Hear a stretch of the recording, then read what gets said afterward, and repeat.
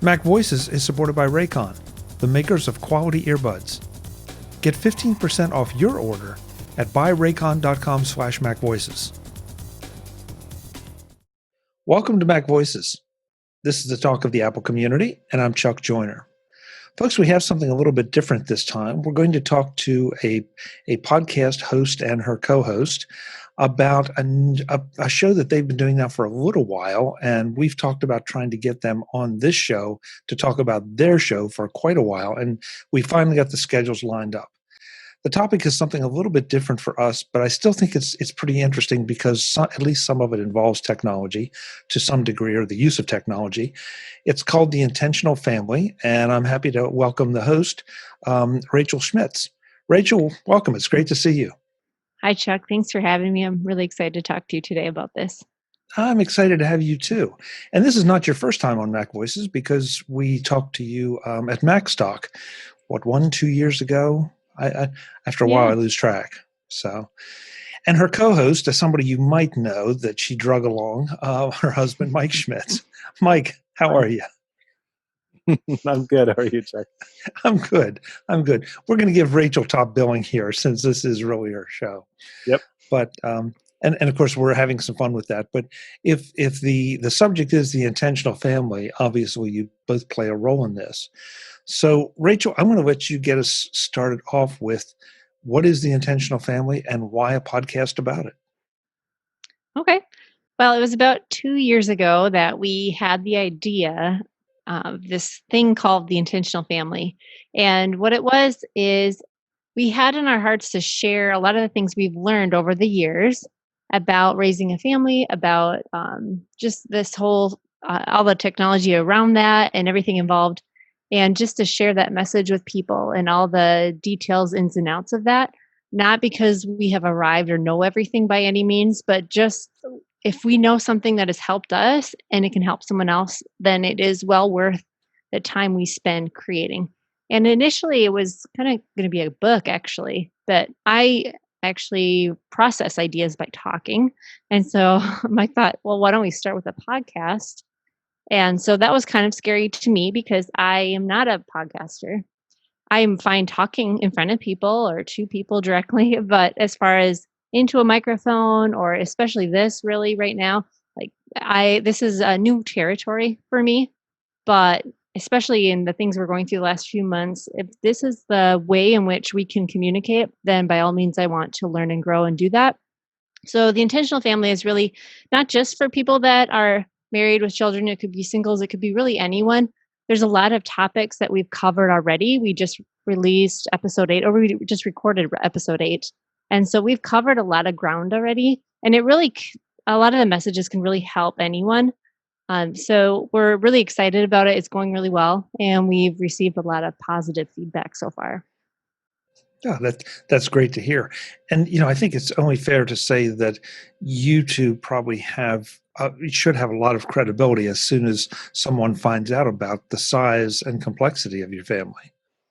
Oh, possibly. I mean, we do have 5 children, and I guess that in and of itself isn't necessarily any credibility per se, but we do try and do our best in raising our children and to make the most with everything that we've been given and to raise them in such a way that they're going to be adults that people enjoy being around and that know how to function properly and successfully in our culture. So when I guess Mike has a lot of technical experience, a lot of writing experience. He has been in a lot of different fields. And so he brings a lot to the table, and I'm constantly experimenting on myself and my family with different things. So that's pretty fun. Permanent. Sorry, go ahead, Mike. What? Permanent beta. No, permanent beta. I think that we've arrived, but we do want to share some of the things that we've figured out, or at least that have helped us. And I guess to your point, Chuck, about the size of the family being a qualifier, I don't necessarily know that it qualifies us to any of the advice that we would say is like, this is something that you absolutely should do, guaranteed this works, but we don't really want to come across as the experts anyways. The one thing it does do though, is it instantly disarms the, well, I don't have time excuse, because if anybody doesn't have time, that's true. us. and that's why I brought it up, since I already obviously knew the answer. But I do think maybe not a qualifier, but I disagree with Racheal. I think it does give you a lot of credibility because just by the nature of having 2 adults and 5 kids under the same roof, and trying to keep that kind of household going, and especially in the environment we're in right now, I would think there are a lot of people that could turn to you and say, okay, so how are you dealing with, having kids at home all the time? How are you dealing with the challenges that it looks like we're going to face going into the fall with schools and what they're doing? So yeah, I think I can't even get myself out of the house on time half the time. So the fact that you guys are doing it with 7 is kind of amazing. Sure. I'll take it. No, I was kidding. Yeah. Mike, you and I've had a number of discussions about intentionality, more from a technology and productivity standpoint. So how much of that did you bring to the concept of this when you and Racheal were putting it together, not for the podcast, but for your family? Well, a lot of the intentionality stuff that that I share, other places like the Suite setup, I started a whole column called Mindfulness Monday. It's all about intentional use of technology. But a lot of the stuff that ends up there is the result of conversations that I have with Racheal. So one of the things that we talked about on the podcast, we have a whole episode devoted to family meetings. And family meetings are kind of where we check in with each other. How are things going? Make any decisions that need to be made, not just quick decisions, but things we need to talk over. And then there's a couple questions that we think about, like what should we start doing, stop doing, keep doing. And from examining those questions and figuring out like what are the small adjustments that we can make in our own lives, a lot of the stuff, because of the culture and also probably because of what I do, kind of centers or revolves around technology.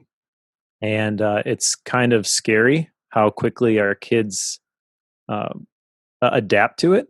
And so we want to set the course for that. We want to encourage them to use it in what we consider to be the right ways rather than just giving into the defaults. We want to rewrite the defaults. One of our mantras is create, not consume. So like our 6-year-old, one of his favorite things to do is to record podcasts. He knows how to like set up GarageBand and record and do some basic editing, but we don't want him just like consuming YouTube videos or watching shows all the time. We let him do some of that stuff, but screen time is just one small aspect of it. We do Duolingo, for example. The older 2 each have a streak. Is it over 100 days now, Racheal? We're kind of doing this as a family. Yeah. Josh was actually approaching 250 consecutive days as a 10-year-old doing Spanish. Yeah. Pretty impressive. Wow. But that's not like, hey, you need to learn Spanish. It's just like, you like using this device, so let's use it in a way that will actually give you some benefit rather than just get rid of the boredom that you're experiencing right now. And kind of coaching them towards, instead of just like playing a game, Duolingo's kind of like playing a game, but you're also learning something too, and that's going to come in handy later. So this is the better one over here. So somewhere in there, I think I just heard Mike admit that Racheal is the brains behind the operation and that he just writes it all up, but I'm not sure. Can you send me a copy of this recording, Chuck? It will be. Yeah, I promise. I'll send you the raw recording, Racheal. Then you can do with it what you want. Yeah. So, how are you breaking this down for the podcast? Are you taking a particular subject, or is it sort of a guided tour of a methodology? Or no, it's just basically we started off with it covering how to school at home because I've actually been homeschooling my children since my oldest was about 5, and he is now 12. And so we started off just sharing ideas for that. And a big part of it was everyone just take a deep breath. Your child's not going to lose everything they've ever learned if you screw up the next 3 months. That's how we basically started the podcast.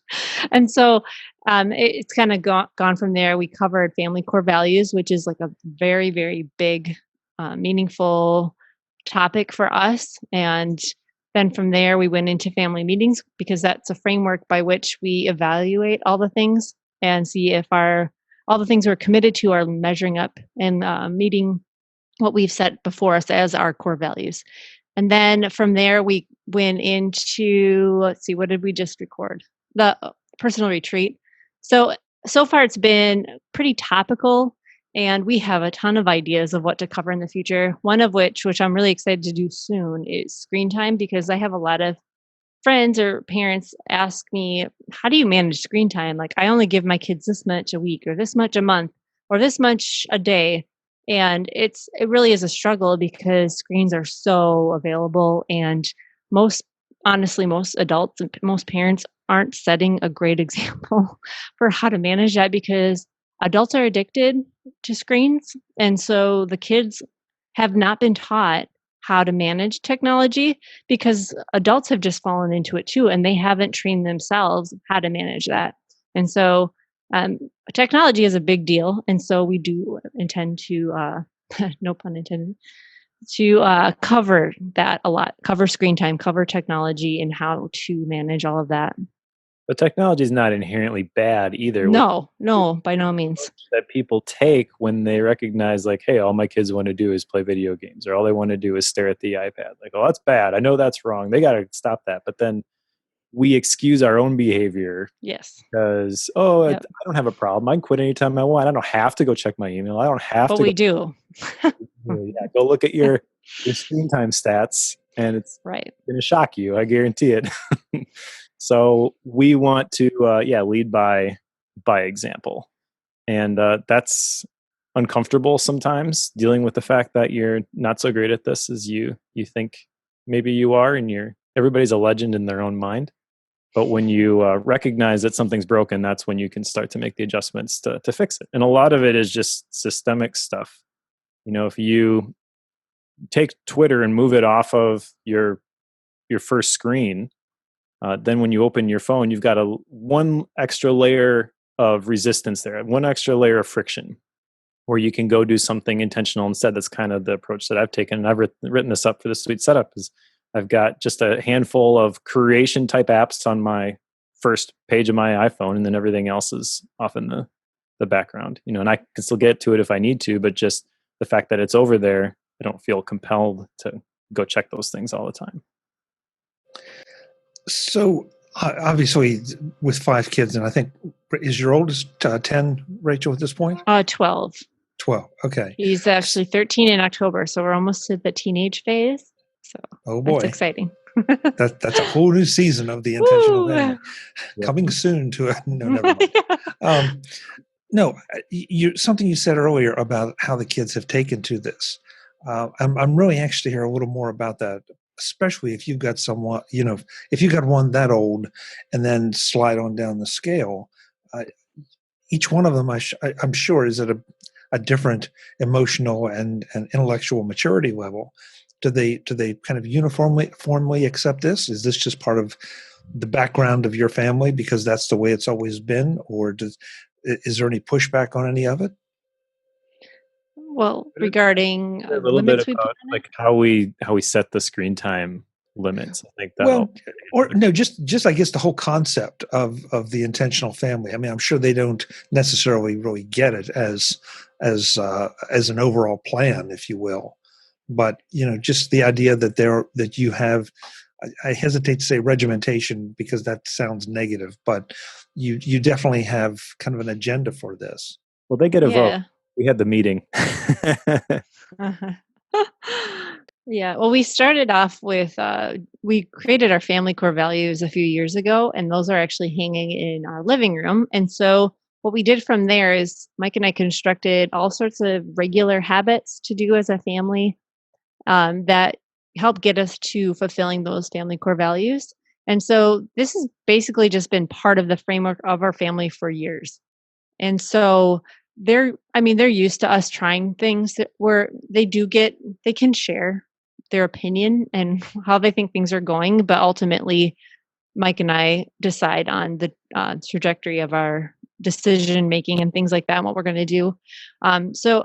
So far they've kind of understood that if I abide by what's expected of me, then I can reap the rewards and the benefits of that.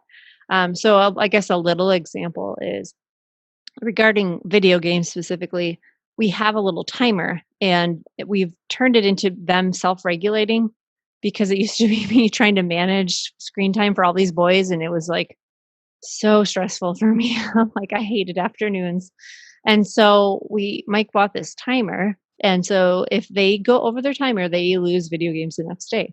And so that's been really great. So we're always looking for little things to try, and they're used to that. They're used to us trying things and explaining to them, okay, here's what we're going to do, and then them following through on it. And if it's not working, we just adjust and repair. Exactly. It's our motto. It's a time timer. So you turn it for like an hour and then it gets all red and then you can see it like counting down. But also when we started doing that, we recognized that what we were doing wasn't working. And the screen time limit at that point, if you remember, Racheal, was 30 minutes. Yeah. So we said, okay, we got to figure out a different way to do this. What do you guys think is fair? And they all said an hour. Of course. Well, we'll try it, but you guys have to self-regulate it, like you said. So we actually doubled their screen time when we got that time timer. And then they were the ones who were in charge of making sure that it worked. They had ownership in the process. They really wanted this to work at this point. Yeah. As opposed to just letting it expire and then being, oh, I didn't mean to go over, So there's very clear consequences. If the timer goes off before they've shut down the system, doesn't matter if you're saving it or whatever, if it goes off, then you lose it the next day. And we have a little bit of grace with that sometimes, but for the most part, we stick to it. And as a result, they are always 99% of the time they're done before their timer goes off, and then it's handed off to the next one, and we don't have to worry about it anymore. So everybody gets what they want. Win-win. Today's edition of MacVoices is supported by Raycon, the makers of quality earbuds. I'm happy to welcome Raycon as the newest sponsor of MacVoices. Raycon makes earbuds, but not just any earbuds. I'm notoriously difficult to fit when it comes to earbuds, so when Raycon sent me a pair of their everyday E25s, I admit I was a bit skeptical. But after trying 3 different sized tips that come with them, I found the one that comfortably fit my ears. Surprise! But earbuds are no good if they don't sound good. And these sound good, really good.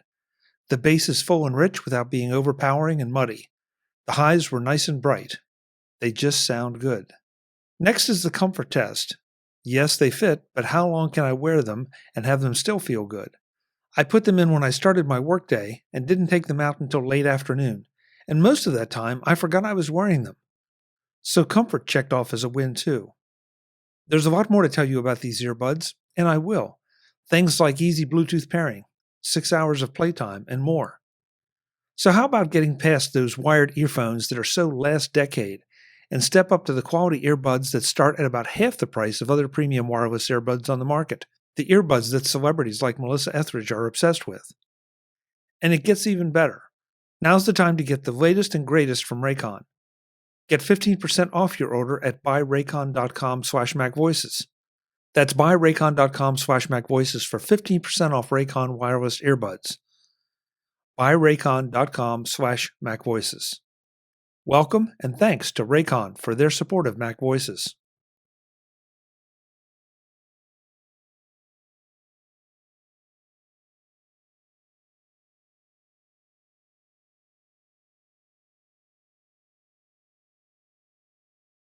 And I give you a lot of credit for involving them in the process and giving that much. I mean, it sounds like it's a bit more of a negotiation than something heavy-handed, or you're under my roof, so you'll live by my rules.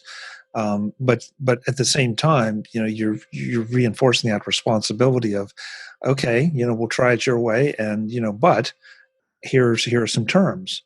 And it sounds like it's working, and that's great. I mean, there's so many lessons that I hear being taught in just that simple solution, and especially the idea that they have a say in it. Yeah, I mean, there's a fine line there.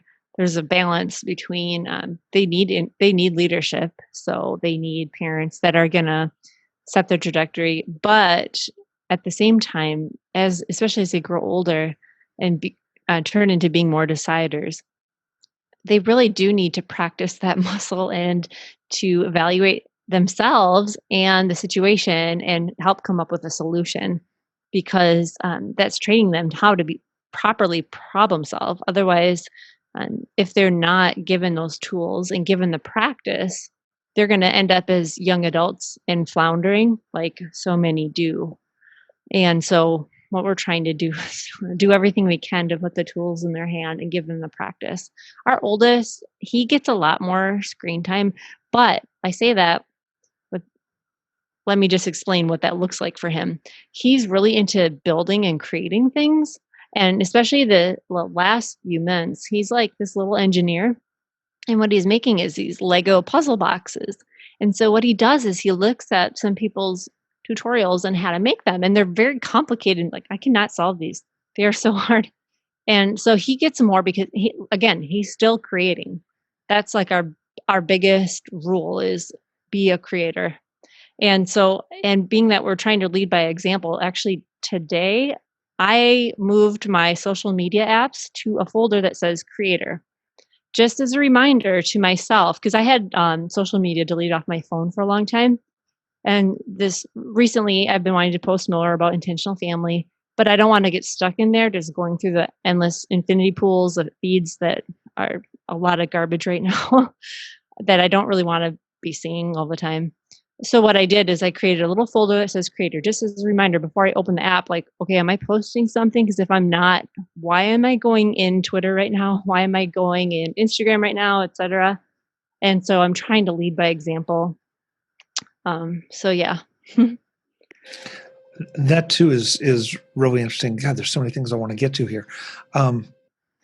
So, and I don't want to harp on the screen time too much, but it is such a big issue.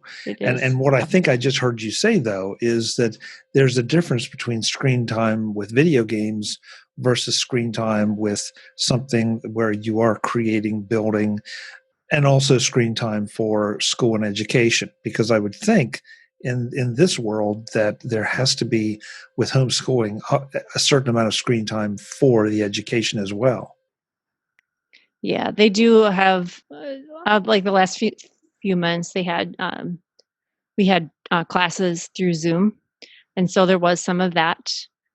Video games is kind of like, because we limit it, there actually is, I don't know all the details of it. Mike knows more about this than I do, but there's actually a lot of benefits to playing video games. You learn a lot about problem solving, which when I learned that, I felt way better, because I used to feel kind of guilty how much they loved video games and how much they wanted to play it. But being that we limit it, I feel much better about it, knowing like, oh, they're actually like learning some things, and it's helpful in some ways. So, yeah, Mike, do you want to talk about that? The stuff that we track is the video game stuff. The other stuff, they have to ask if they can use a device prior to doing something else. Nobody has their own phones, although we're probably getting to the point where Toby would get one. And on that topic, one of the things that we want to lead by example is we want to keep screens out of the bedrooms. So I have been using my phone for sleep tracking for a long time, using Sleep Cycle. And I bought this Satechi 7-port USB charger brick that stays out in the kitchen next to the family iMac. And I'm like, if I want my kids to not bring their phones in their rooms, then I've got to quit bringing my phone in the room. No intention of getting him a phone in the next couple months, but just I know this is coming and I got to pedal before the hill here. Yeah. So phones and iPads and everything, like they are there and they are charging when they are not in use. If there's a device missing and nobody asked, that's a red flag right there. That's an interesting way to I guess to regulate that part of it, and it's certainly easier when you have as many people and devices as you do in this situation. So you gave up the sleep tracking just to make the point that the phone doesn't go in the bedroom? No, I do sleep track, but I use just the watch at this point. Oh, okay.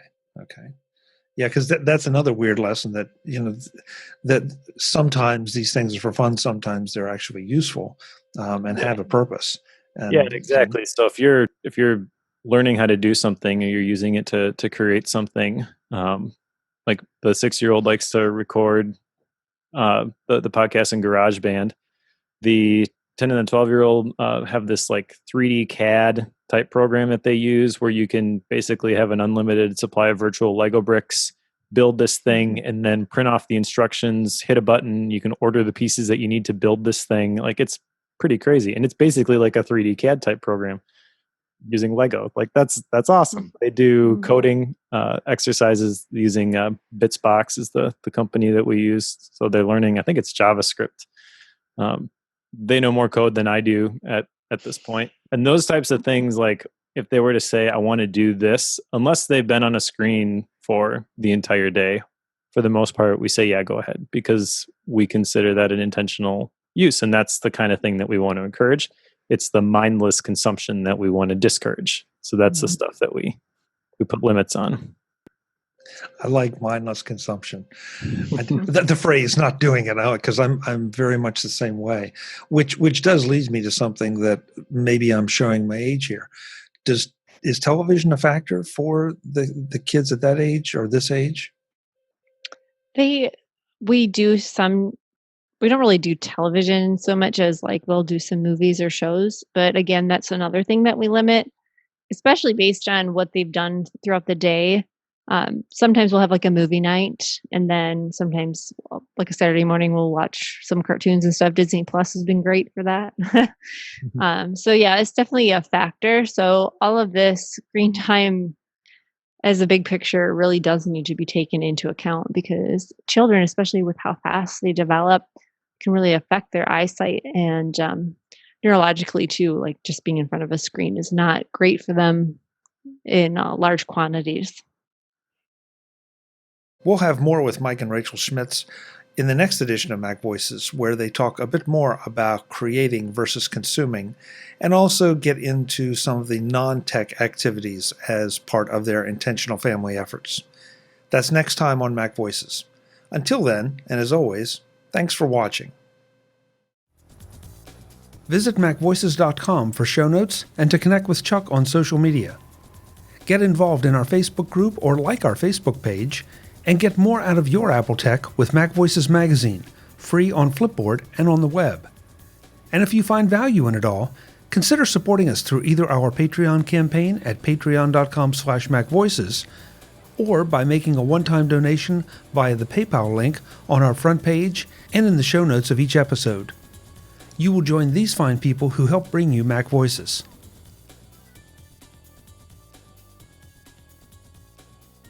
Advertising handled by Backbeat Media at backbeatmedia.com. Bandwidth provided by CashFly at cashfly.com.